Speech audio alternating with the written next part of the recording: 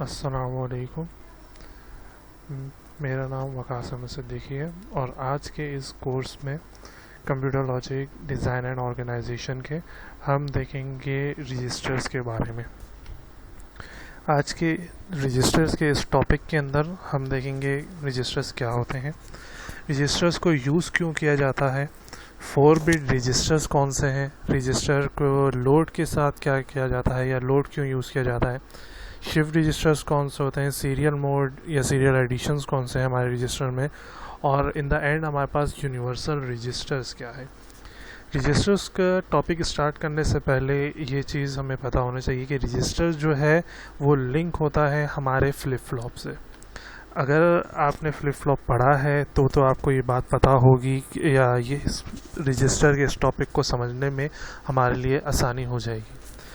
Flip flop type है हमारे पास combination logics को डिज़ाइन करने के लिए। इसके अंदर हमारे पास इसके अंदर जो कॉम्बिनेशन लॉजिक डिज़ाइन है, 2 ही तरह के सर्किट होते हैं, एक कॉम्बिनेशन होता है और एक सिक्वेंशियल होता है। सिक्वेंशियल के अंदर और कॉम्बिनेशन के अंदर जो फ़र्क है, बेसिक फ़र्क वो होता है हमारे पास मेमोरी का, और रजिस्टर्स को भी हम इन्हीं मेमोरी के बेसिस पे या कहें कि हम जो वहाँ पे मेमोरी का काम कर रहे थे उन्हीं को हमने यहाँ पे ज़्यादा एफिशिएंटली यूज़ करने के लिए हमने रजिस्टर्स की वर्किंग या रजिस्टर्स को हमने डेवलप किया होता है। जब हम बात करते हैं अपने फ्लिप फ्लॉप की, तो फ्लिप फ्लॉप हमारा कोई भी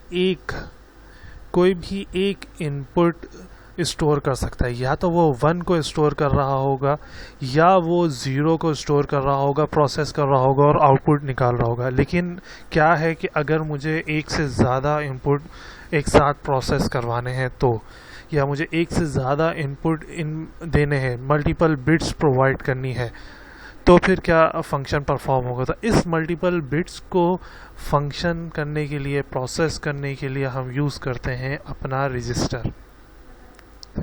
register is another form where जहाँ पे हम लोग अपना डेटा सेव करते हैं, जहाँ पे हम लोग अपना डेटा सेव कर सकते हैं। इस डेटा सेव के अंदर फिर हम उसको प्रोसेस कर सकते हैं और फिर हम उसका आउटपुट जनरेट कर सकते हैं अकॉर्डिंग टू आवर नीड। यहाँ पे जब हम रजिस्टर्स की बात करते हैं तो रजिस्टर्स हमारे पास सेम वैसे ही काम कर रहे होते हैं जैसे हमारे पास सिक्वेंशियल सर्किट्स के अंदर या सिक्वेंशियल सर्किट्स काम कर रहे होते हैं। रजिस्टर्स जो है अनदर फॉर्म है जो ग्रुप ऑफ फ्लिप फ्लॉप्स की होती है, सही। और ईच फ्लिप फ्लॉप जो यहाँ पे सारे फ्लिप फ्लॉप्स हैं वो कोई ना कोई बिट, कोई ना कोई वैल्यू स्टोर कर रहा होता है, और इन्हीं वैल्यू स्टोर के बेसिस पे हमारा अपना कोई भी फंक्शन परफॉर्म हो रहा होता है।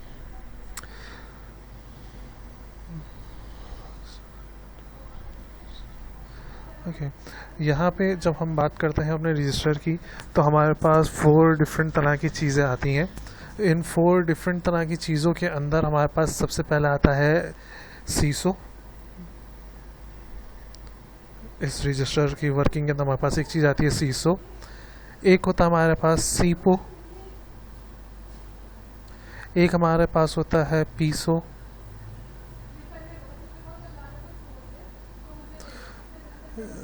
एक होता है हमारा पीसो और एक होता है हमारा पीपो। सीसो जो है हमारे पास सीरियल इन सीरियल आउट होता है, ये भी हम आगे देखेंगे।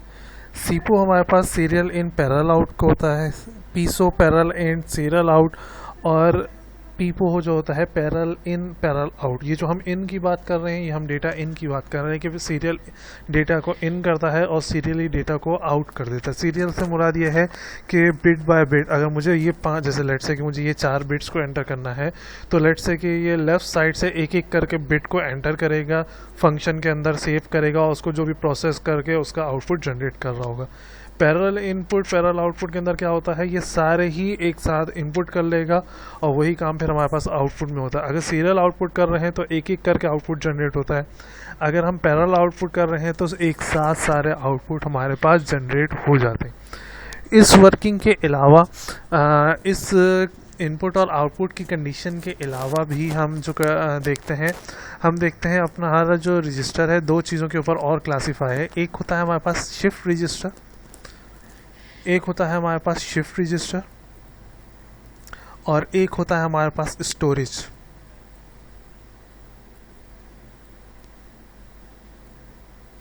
ये जो पीपो होता है हमारे पास, ये मोस्टली हमारे पास स्टोरेज का फंक्शन परफॉर्म कर रहा होता है, और बाकी जो मोस्टली हैं वो हमारे शिफ्ट के लिहाज से चल रहे होते हैं। शिफ्ट से मुराद ये है कि हम जो डेटा हमारे पास इनपुट आता है हम उसको दूसरी बिट्स के अंदर या दूसरे फ्लिप फ्लॉप्स के अंदर 1 बाय 1 शिफ्ट करते रहते हैं, और अनटिल अनलेस कि हमारे पास सारा डेटा जो हम इनपुट देना चाह रहे हैं, सारी बिट्स जो हम इनपुट देना चाह रहे हैं वो एक साथ उस सर्किट के अंदर इनपुट ना हो जाए, और उसी हिसाब से फिर हम आहिस्ता आहिस्ता शिफ्ट करके अपना आउटपुट जनरेट कर रहे होते हैं।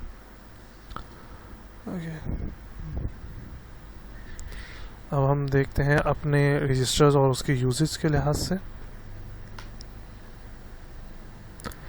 जब हम यूजेज की बात करते हैं हमारे रजिस्टर्स की, जैसे हम कंप्यूटर के अंदर बात करते हैं या जो प्रोग्रामिंग्स वगैरह के अंदर बात करते हैं कि हमने अपने डेटा को किसी रजिस्टर के अंदर सेव कर लिया है, जैसे असेंबली लैंग्वेजेस वगैरह के अंदर हमारे पास डिफरेंट तरह की स्पेस होती है, जैसे ए रजिस्टर हो गया, बी एक्स रजिस्टर हो गया, सी रजिस्टर हो गया, वैसे जैसे सी वगैरह के अंदर हमारे पास डिफरेंट तरह के वेरिएबल्स होते हैं।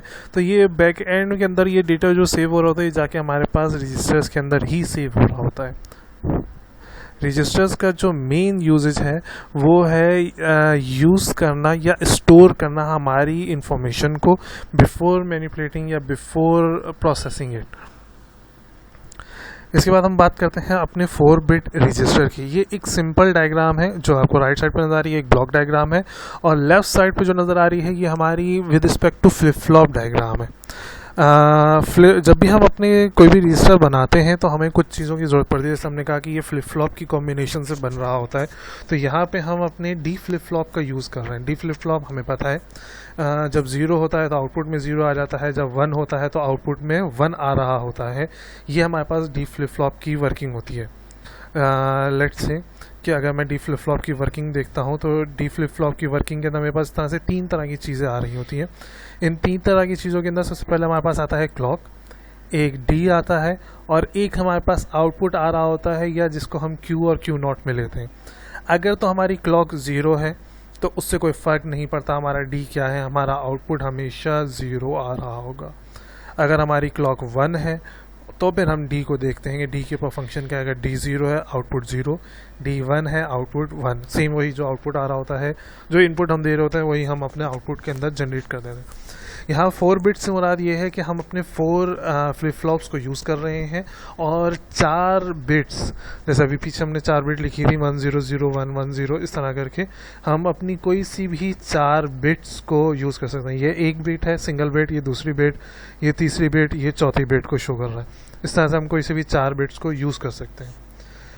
इसके अलावा क्लॉक का भी हमने आपको फंक्शन बता दिया कि क्लॉक क्यों ज़रूरी है। क्लॉक बता रही होती है कि डी का फंक्शन आउटपुट के अंदर देना है या आउटपुट पे परफॉर्म नहीं करना। इस क्लॉक के अलावा हमारे पास एक चीज़ होती है फंक्शन क्लियर का। ये क्लियर का फंक्शन हमें बता रहा होता है कि हमने अपने डेटा को क्लियर करना है, या ये जो डेटा अभी हम भेज रहे हैं, लेट्स से मैं ये डेटा भेज रहा हूँ कि 10 लेट्स से 11, तो ये डेटा मुझे यहाँ पे सेव रखना है या सेव नहीं रखना है, इसको क्लियर कर देना है। ये क्लियर की बिट हमें बता रही होती है। ये जो क्लॉक है ये इंटरनली सारी जो हमारे पास फ्लिप फ्लॉप्स हैं उनसे रिलेट होती है, उनसे लिंक हुई होती है, और ये डेटा हमारे पास वैसे ही सीपो पीसो या पीपो के लिहाज से इनपुट और आउटपुट के अंदर जनरेट हो रहा होता है। अभी जो यहाँ पे हमारे पास नज़र आ रहा है कि हमारे पास पैरेलल इन पैरेलल आउट दिखा रहे हैं, हम पैरेलली सारी चीज़ को इन करके और पैरेलली आउटपुट शो कर रहे हैं। अब 2 तरह के हमारे पास रजिस्टर्स हमारे पास होते हैं जब हम इन वर्किंग कर रहे होते हैं क्लॉक के ऊपर। एक होता है हमारे पास सिंक्रोनस और एक होता है हमारे पास एसिंक्रोनस। सिंक्रोनस के अंदर हम क्लॉक पल्स को देख रहे होते हैं, कब हमारी हाई या लेट्स से लो जो जिसको भी हम कंसीडर कर रहे हैं कब वो हमारे पास फंक्शन में आ रही है।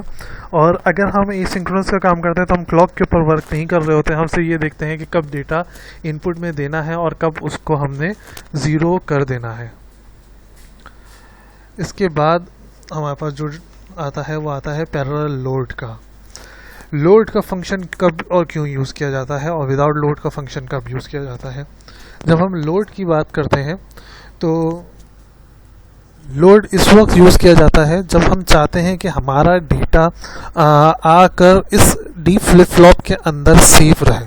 अगर हम क्लॉक की बात करते हैं तो कोई भी क्लॉक कुछ माइक्रो सेकेंड्स के लिए ही जनरेट होती है, और अगर कोई चीज़ इतने कम टाइम पीरियड के लिए जनरेट हो रही है तो जाहिर सी बात है डेटा भी इतने कम टाइम पीरियड के लिए आएगा। वो डेटा आया इसके अंदर और आकर एग्जीक्यूट होकर आउटपुट के अंदर जनरेट हो गया। लेकिन अगर मैं चाहता हूँ कि मेरा डेटा 1 नहीं, लेट से 10 माइक्रो सेकेंड्स के लिए सेव रहे, या 10 नहीं और ज़्यादा अगर कर लें, तो अगर हमारे पास 100 माइक्रो सेकेंड्स के लिए सेव रहे तो फिर उस फंक्शन के लिए मैं क्या करूँगा? तो ऐसे काम को या इस टाइम पीरियड को बढ़ाने के लिए हम क्या करते हैं, लोड का एडिशन करते हैं। ये लोड जो है हमें एक्स्ट्रा कंट्रोल कह सकते हैं प्रोवाइड कर रहा होता है कि कब हमें अपने डेटा को इनपुट के अंदर देना है, कब हमने उस डेटा को यूज़ करके आउटसाइड भेज देना है। या इस तरह से भी कह सकते हैं कि ये लोड बता रहा होता है कि हमने कौन सा डेटा अभी आउटपुट के अंदर जनरेट करना है। क्या डेटा जो आउटपुट के अंदर जनरेट कर जो हमने फ्लिप फ्लॉप के अंदर दिया है उसको ख़त्म कर देना है या उसको अभी स्टोर रखना है। ये लोड जो है हमारे पास सॉर्ट ऑफ स्विच होते हैं जो ये बता रहे होते हैं कि हमने कौन सा वाला डेटा अभी इस वक्त आउटपुट के अंदर जनरेट करना है। फिर यहाँ पे हमारे पास एक एग्जांपल दी हुई है जिसके अंदर ये सेम वही एग्जांपल है कि किस तरह से हमारा लोड वर्किंग कर रहा होता है हमारे टाइम पीरियड को बढ़ाने के लिए। जैसे लेट्स से ये हमारे पास एक टाइम पीरियड था, कोई चीज़ जो 10 सेकेंड्स तक के लिए आई और अब उसका टाइम ख़त्म हो गया तो क्या करें? तो फिर उसको लोड पे लगाने के बाद जो चीज़ R2 पर है तो वो डेटा इस पूरे टाइम पीरियड के लिए बढ़ जाता है। वैसे बताया हुआ है हमारे पास यहाँ पे कि हमने एंड बिट का जो एडर है वो टाइम की वजह से यहाँ पर आकर रुक जाता है अनटिल अनलेस कि हम दोबारा से कोई लोड प्रोवाइड ना कर दें। फिर उसके बाद हमारे पास आता है शिफ्ट रजिस्टर।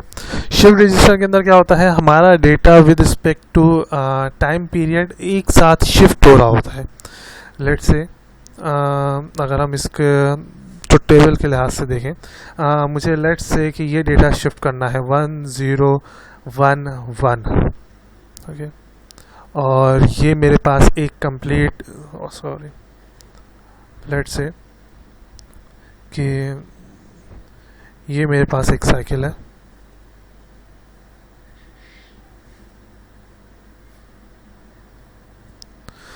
अगर पहली सीरीज़ की बात करते हैं तो पहले उसके अंदर मेरे पास सिर्फ ये एक डेटा आ रहा होगा, लेट्स से D1, ये D1 है, ये D2, D3, D4 है।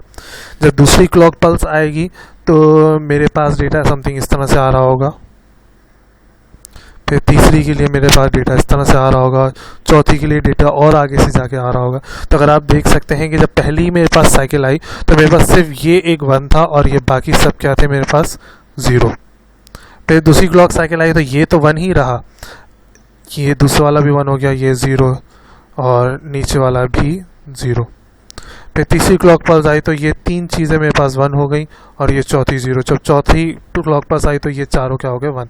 अब ये देख सकते हैं कि जैसे ये एक 1 जो है आहिस्ता आहिस्ता आगे शिफ्ट होता जा रहा है। इन द एंड जब इन द एंड तक मेरे पास चौथी क्लॉक पल्स आई तो मेरे पास ये चारों डेटा जो थे वो मेरे पास क्या है, डेटा के अंदर प्रोवाइड हो गया। लेट्स से कि ये 0 ही था तो ये यहाँ पर आकर वापस से 0 हो गया, 0 नहीं, अगर मैं लेट्स से मैं 1 प्रोवाइड कर रहा हूँ तो इस तरह से हमारे पास डेटा एक करके हमारा जो डेटा है वो शिफ्ट हो रहा होता है। पहली क्लॉक पल्स आई तो ये 1 यहाँ पर आ जाता है, पहला वाला 1, लेट्स से ये भी 1 है, ये 0 नहीं है 1 है।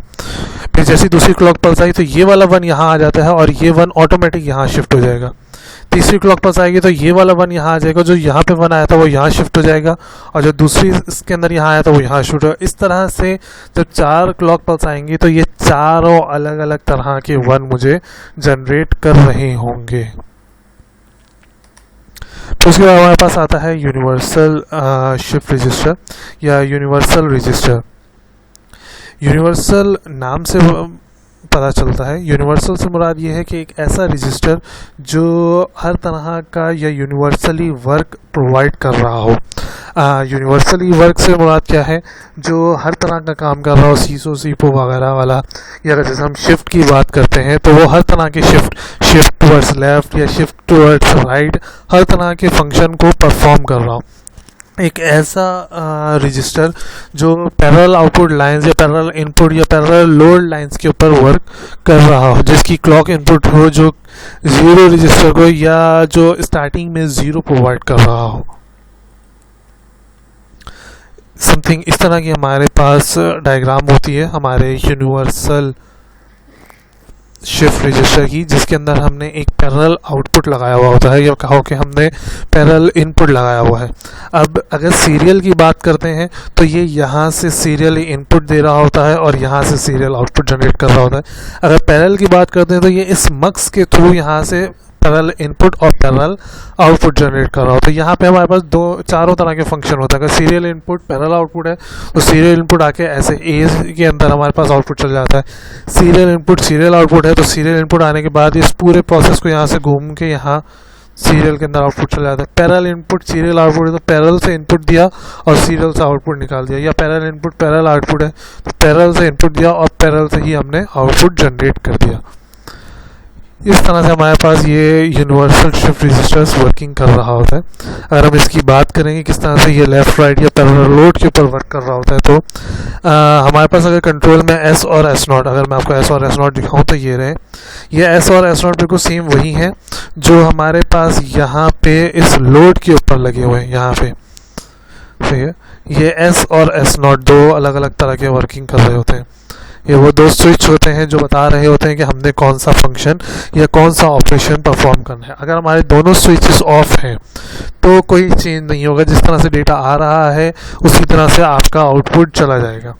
अगर हमने एस नॉट को 1 कर दिया तो शिफ्ट राइट करेंगे, अगर हमने S1 को शिफ्ट कर दिया या 1 कर दिया है, हाई कर दिया है, तो शिफ्ट लेफ्ट करेंगे।